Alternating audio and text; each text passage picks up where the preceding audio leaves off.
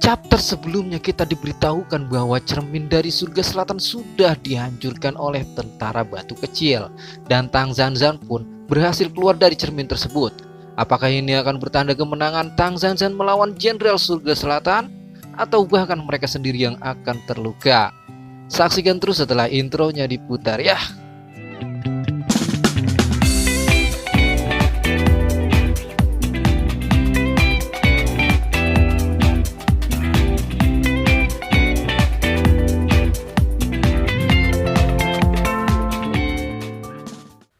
Oke guys, di season 4 chapter 45 ini kita dibawa ke rombongan Tang Zanzan yang sudah berhasil keluar dari cermin abadi. Namun di sini Bailang heran siapa yang menghancurkan cermin tersebut, dan tentara batu itu langsung mengatakan bahwa itu adalah aku. Aku masih belum pergi dan aku sangat loyal, bukan? Hehehe. Bisa aja ini tentara batu. Tak kuduga dirimulah yang menyelamatkan kami. Dan di sini Yihu yang sudah kehabisan tenaga pun jatuh dari cermin itu dengan pasrah seperti biasa ya. Xiao Yu pun langsung teriak ke Tang Zanzan, Baji sejak tadi bertarung mati-matian dan dia sudah melindungiku. Semuanya tolong bantulah. Zizian Zinggang pun menyambut kedatangan Bailang dan Tang Zanzan karena dia sudah kembali. Tang Zanzan langsung memanggil Bazi dan Bazi pun mengatakan pada Xiao Yu, apakah ada sesuatu yang terjadi? Xiao Yu pun menjawab bahwa Tang Zanzan yang lainnya pun sudah kembali dan kau sekarang bisa istirahat. Dengan lelahnya Baji pun langsung kembali ke wujud aslinya. Karena kita pun tahu ya, Baji dari tadi sangat kelelahan melawan Virupaka seorang diri. Bailang yang mendengar perkataan Xiao Yu pun terkejut karena Baji bisa melawan orang sekuat itu sendirian. Di sini Virupaka pun sepertinya merasa gagal karena harus mengulanginya lagi semuanya. Virupaka pun langsung merasa pusing dan menyuruh Purpilman Star dan Zizian Zinggang membereskan semua. Dengan kekuatan yang dimiliki kedua shadow itu, dia pun langsung bergegas dan berkata, kau tak perlu cemas Raja, biarkan mereka kami yang urus. Sedangkan Naosu dan Yihu di sini akan mencari tempat perlindungan karena mereka tidak bisa berbuat apa-apa. Sedangkan Wujing dan Bailang mereka bergegas bertarung dan tak membiarkan perjuangan Baji jadi sia-sia. Dan balik ke Virupaka nih, dia pusing memikirkan serangan selanjutnya. Harta apalagi yang harus dikeluarkan dari kotaknya? Tiba-tiba Virupaka pun dikejutkan oleh Tang Zanzan yang sudah muncul di sampingnya. Tang Zanzan pun mengatakan, kau terlalu banyak mengoleksi harta. Aku yakin kau telah banyak menghabiskan waktumu untuk itu, bukan? Virupaka pun berkata, benar. Sekitar beberapa ratus tahun yang lalu, beberapa harta ini sangat sulit didapatkan. Aku mengawasi larva ulat Sutra Es selama setengah tahun di Gunung Surga hanya untuk bisa mendapatkannya. Wow, aku sangat terkesan, sungguh terkesan. Tapi sekarang aku akan memukul kepalamu. Harta manakah yang akan kau pakai untuk menghentikanku? Ucap Tang Zanzan. Virupaka pun teriak mengatakan, Tang Zanzan sungguh tidak sopan karena mengatakan itu. Kau mau memukulku? Minggirlah, biar ku pilih harta yang cocok untuk menghabisimu. Tapi sebelum Virupaka mengeluarkan hartanya, Tang Zanzan pun langsung mengeluarkan pukulan bertubi-tubinya. Dan bam bam bam bam bam bam. Kaulah yang harus minggir Raja Surga Selatan, ucap Tang Zanzan dengan lantang. Mereka yang menyaksikan itu pun langsung terkejut. Bailang mengatakan, ternyata guru benar-benar serius. Apakah dia mau membalaskan dendam untuk Kak Baji? Dan Yihu pun bergumam, tinju yang seram.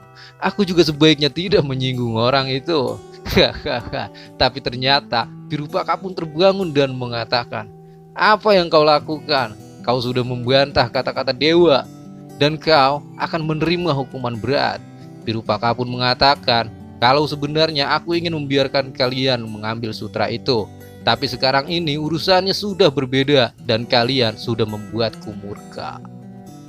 Kalian semua akan membayar perbuatan kalian ini. Berisik. Bam. Apakah surga selatan yang terkenal itu secerewet ini? Semuanya langsung terkaget-kaget karena Raja Surga Selatan bisa dikalahkan dengan manusia. Wolfilman Star mengatakan, situasinya tidak menguntungkan bagi kita hari ini. Sebaiknya kita mundur dan menyusun rencana baru. Pirupaka pun menjawab, kita tak boleh mundur Pulpilman Star. Di antara dewa yang lain, akulah yang paling dihormati. Aku bertarung sendirian namun malah dikalahkan oleh sekelompok makhluk pada.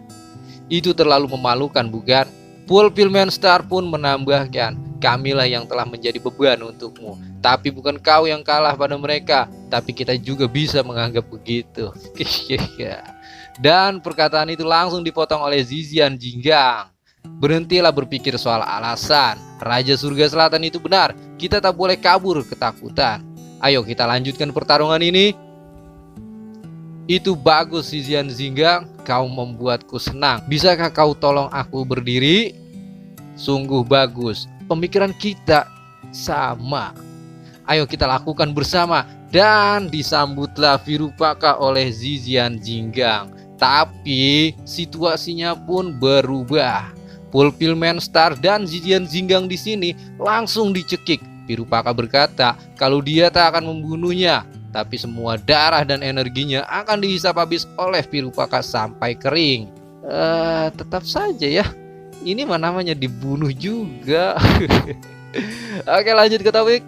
Semua yang melihat kejadian itu pun langsung kaget karena Jenderal Raja Surga itu memakan temannya sendiri.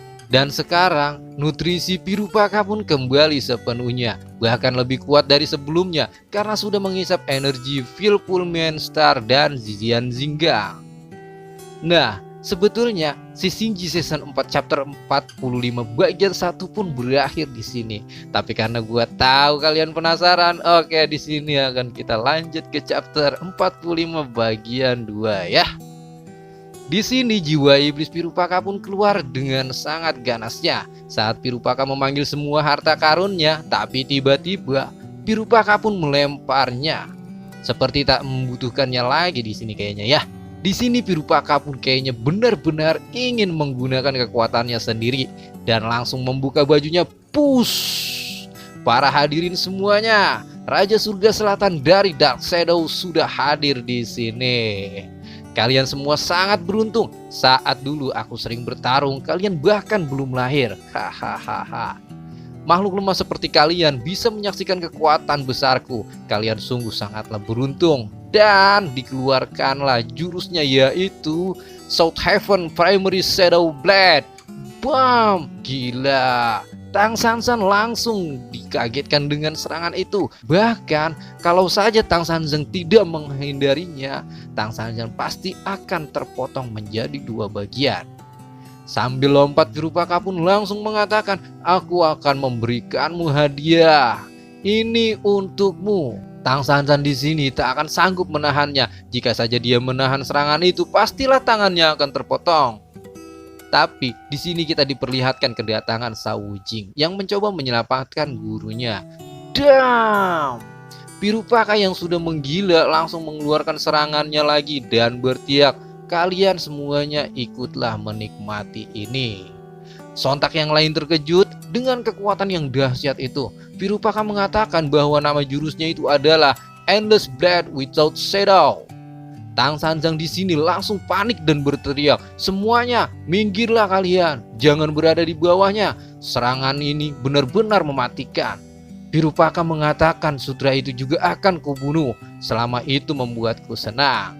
Akan kupotong-potong kalian hingga berkeping-keping. Dan di sini scene pun berganti ke flashback sebentar saja ya. Saat Virupaka di surga. Sebagai anggota dewa yang paling dihormati, Jenderal Surga Selatanlah yang paling dijunjung tinggi oleh dewa lainnya. Jenderal Surga Selatan ini sangat berwibawa, namun siapa yang tahu akan rasa sakit di dalam hatinya. Semakin besar kekuatannya, maka semakin besar pula larangannya. Dia akan mati bosan karena peraturan di surga yang sangat ketat, dan jiwanya pun mati perlahan-lahan. Dan tiba-tiba datanglah api cahaya kegelapan yang membuat Jenderal Surga Barat menjadi arwah jahat. Dia bisa membebaskan semua kekuatannya yang selama ini terkekang. Scene akan berpindah lagi ke sekarang. Virupaka sudah merasakan kemenangan sampai mereka yang masih hidup setelah serangan pedangnya semuanya disuruh keluar. Tapi sedikit terkejutnya Virupaka karena tak seorang pun yang terkena serangan pedang tersebut. Ternyata kemampuan kabur mereka memang sangatlah tinggi, ucap Pirupaka. Di sini Baji yang sudah lelah digendong oleh Bailang. Bailang pun mengatakan, "Guru, aku kira semua dewa itu selalu serius." Tang Zanzang pun menjawab bahwa ada banyak dari dewa yang hanya berakting serius. Xiao Yu pun menambahkan, dia memakan temannya sendiri tanpa ekspresi apapun. Itu sangatlah menyeramkan. Bailang bergumam, bahkan dewa bisa tercemar. Ausu pun menambahkan, andai dewa naga juga tercemar, pasti akan seru. Hahaha. Dan di sini Yehu sepertinya sudah tidak sanggup lagi berlari. Dan saat rombongan Tang Sanjan sedang berlari, tiba-tiba bam! Muncullah Pirupaka di depan sambil berkata, kabur itu adalah tindakan yang tidak bertanggung jawab. Tang Sanjan mengatakan pada Pirupaka, kau pasti akan sangat malu setelah dikalahkan oleh kami, bukan? Tidak. Kau tidak akan bisa. Semuanya akan baik-baik saja selama aku membunuh kalian semua. Sutra itu adalah tujuan utama, tapi aku sudah tak peduli. Aku hanya mau kesenanganku sendiri. Dan dari balik layar tiba-tiba ada yang menyeletuk. Benarkah? Seseorang pasti akan menghajarmu kalau kau tak becus melaksanakan tugasmu. Wahai Raja Surga Selatan.